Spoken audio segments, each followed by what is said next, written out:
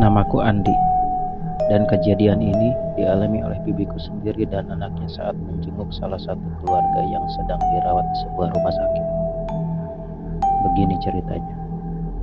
Malam itu bibiku diantar oleh anaknya yang bernama Teddy untuk menjenguk salah satu keluarganya yang sedang dirawat di rumah sakit. Waktu itu menunjukkan pukul 8.30 malam, dan memang jam segitu waktu besuk sudah habis.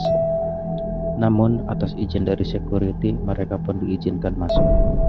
Dan setelah masuk, mereka pun segera menuju sebuah lift untuk naik ke atas, karena ruangan tempat dirawat keluarganya memang berada di lantai 2 rumah sakit tersebut.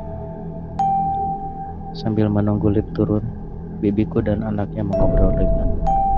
Dan terlihat dari sebuah ruangan di ujung koridor, seorang perawat yang tiba-tiba muncul seperti perawat pada umumnya yang mengenakan baju serba putih, ciri khas seorang suster.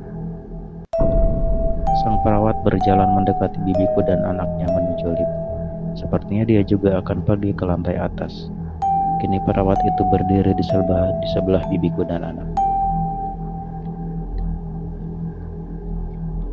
Melihat perawat itu, bibiku pun tersenyum padanya, dan perawat itu membalas senyuman pula kepada bibiku. Namun ada yang terlihat aneh dari suster itu. Dia terlihat pucat seperti sedang sakit. Tapi bibiku tidak terlalu menghiraukannya dan lanjut mengobrol dengan anaknya.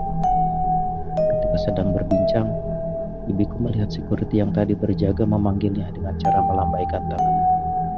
"Ibu, tolong kesini sebentar," ucapnya perlahan. "Teddy, kita dipanggil satpam itu tuh, kenapa ya?" tanya bibiku ke anaknya. "Ayo deh bu, kita ke sana. Sepertinya ada sesuatu yang penting," kata Teddy.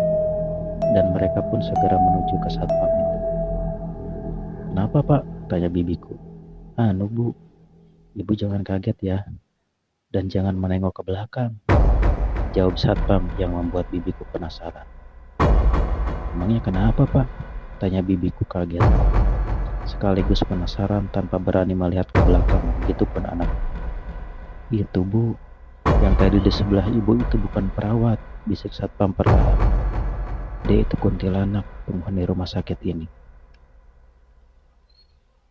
Bibiku dan anaknya Teddy pun kaget. Mereka berdua terlihat mematung dan menggigil takut mendengar ucapan si satpam. Tapi dia muncul dari ruangan di ujung koridor itu, Pak," jawab bibiku terbata-bata.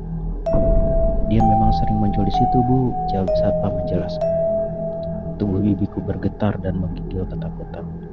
Dia pun membaca doa sebisanya tanpa berani menengok ke belakang. "Dia sudah pergi, Bu. Sudah menghilang. Tapi tadi sebelum menghilang, dia berubah ke wujud aslinya. Wanita berwajah mengerikan, dengan rambut panjang yang kusut dan gaun putih yang lusuh. Jelas security itu." "Saya sih sudah biasa, Bu. Saya hanya khawatir terjadi sesuatu kalau ibu dan anak ibu berada di dalam lift bersama kuntilanak." Tak terbayangkan jika dia dan anaknya berada dalam satu lift bersama kuntilanak. Dan akhirnya mereka naik ke lantai atas dengan ditemani oleh security.